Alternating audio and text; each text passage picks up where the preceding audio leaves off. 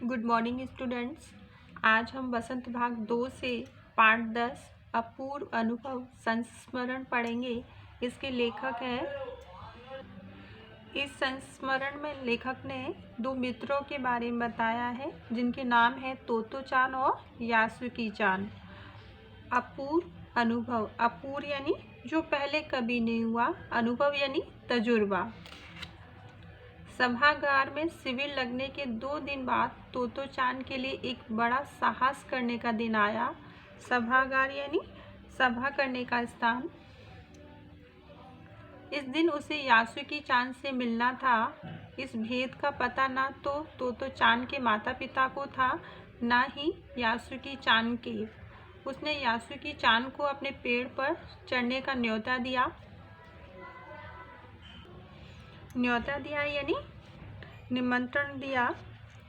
तोमेव में हर एक बच्चा बाघ के लिए एक एक पेड़ को अपने खुद के चढ़ने का पेड़ मानता था। यानी तोमेव क्या है? एक स्थान है जहाँ पे हर किसी बच्चे को उस बाग में एक पेड़ को अपना मानने के लिए उस पर चढ़ने का अधिकार था। तोतो चान का पेड़ मैदान के बाहरी हिस्से में कुहोनबुत्सु जाने वाली सड़क के पास था। बड़ा सा पेड़ था, उसका चढ़ने जाओ तो पैर फिसल फिसल जाते थे, पर ठीक से चढ़ने पर जमीन से कोई 6 फुट की ऊंचाई पर एक द्विशाखा यानी 2 शाखाओं वाला तक पहुंचा जा सकता था। बिल्कुल किसी झूले सी आरामदेह जगह थी। यानी जो तोतो चान का जो पेड़ था वो कैसा था? बड़ा फिसलने वाला, जैसा फिसलन जैसी महसूस होती थी।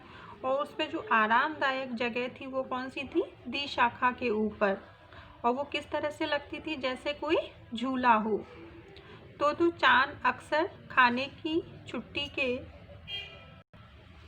समय या स्कूल के बाद ऊपर चढ़ी मिलती, वहां से वह सामने दूर तक ऊपर आकाश को या नीचे सड़क पर चलते लोगों को देखा करती थी। बच्चे अपने अपने पेड़ को निजी संपत्ति मानते थे। किसी दूसरे के पेड़ पर चढ़ना हो तो उससे पहले पूरी शिष्टता से माफ़ कीजिए, क्या मैं अंदर आ जाऊं, पूछना पड़ता था। यानी तोमेव नामक जो बगीचे में पेड़ थे, वहाँ हर बच्चे का अपना एक पेड़ होता था। उस पेड़ को वो अपनी निजी संपत्ति मानते थे। अगर कोई दूसरा बच्चा उस पर चढ़ना चाहता था तो उससे पहले उससे परमिशन लेनी पड़ती थी। यासुकी चान को पोलियो था, इसलिए वह ना तो किसी पेड़ पर चढ़ पाता था और ना किसी पेड़ को निजी संपत्ति मानता था। यानी जो यासुकी चान जो बच्चा था उसको पोलियोग्रस्त था, इसलिए वो किसी भी पेड़ पर चढ़ नहीं पाता था।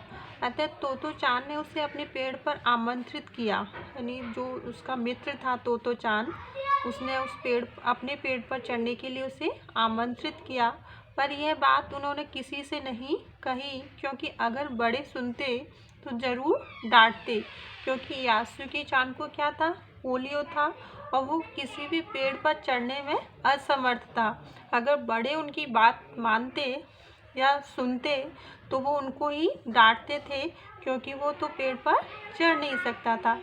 इसलिए उन दोनों ने ये बात किसी को नहीं बताई। घर से निकलते समय तोतो चान ने माँ से कहा कि वह यासुकी चान के घर डैनन चोफू जा रही है। चूँकि वह झूठ बोल रही थी, इसलिए उसने माँ की आंखों में नहीं झांका, क्योंकि कोई झूठ बोलता है तो वो नज़रें मिलाकर बात नहीं कर सकता। उसकी नज़रें हमेशा झुकी रहती है। वो जो सच बोलता है उसकी आंखें हमेशा उठाकर बात करता है, उसे किसी से डर नहीं लगता। वह अपनी नज़रें जूतों के फीतों पर ही गड़ाए रही। रॉकी उसके पीछे पीछे स्टेशन तक आया। जाने से पहले उसे सच बताए बिना तोतो चान से रहा नहीं गया। मैं यासुकी चान को अपने पेड़ पर चढ़ने देने वाली हूँ, उसने बताया। किसने? तोतो चान ने। जब तोतो चान स्कूल पहुंची तो रेल पास उसके गले के आसपास हवा में उड़ रहा था। यासुकी चान उसे मैदान में क्यारियों के पास मिला। गर्मी की छुट्टियों के कारण सब सूना पड़ा था। यासुकी चान उससे कुल जमा 1 ही वर्ष बड़ा था, पर तोतो चान को वह अपने से बहुत बड़ा लगता था। जैसे ही यासुकी चान ने तोतो चान को देखा, वह पैर घसीटता हुआ उसकी ओर बढ़ा। उसके हाथ अपने चाल को स्थिर करने के लिए दोनों ओर फैले हुए थे। तोतो चान उत्तेजित यानी उत्सुक था। वे दोनों आज कुछ ऐसा करने वाले थे कि जिसका भेद किसी को भी पता न था। वह उल्लास में ठिठियाकर हंसने लगा यानी जोर से ठहाके मारकर हंसने लगा। यासुकी चान भी हंसने लगा। तोतो चान यासुकी चान को अपने पेड़ की ओर ले गई और उसके बाद वह तुरंत चौकीदार के छप्पर की ओर भागी। जैसा उसने रात को ही तय कर लिया था, वहां से वह एक सीढ़ी घसीटती हुई लाई। उसे तने के सहारे ऐसा लगाया जिससे वह दिशाका तक पहुंच जाए। वह कुर्सी से ऊपर चढ़ी और सीढ़ी के किनारे को पकड़ लिया। तब उसने पुकारा, ठीक है, सब ऊपर चढ़ने की कोशिश करो। यानी यासुकी चान पोलियोग्रस्त था, इसलिए वो किसी पेड़ पर चढ़ नहीं सकता था। और तब तोतो चान ने उसे अपने पेड़ पर चढ़ने के लिए उसने आमंत्रित किया। इस कारण उसने अपनी माँ से भी झूठ कहा और यह बात उसने किससे बताई? रॉकी को।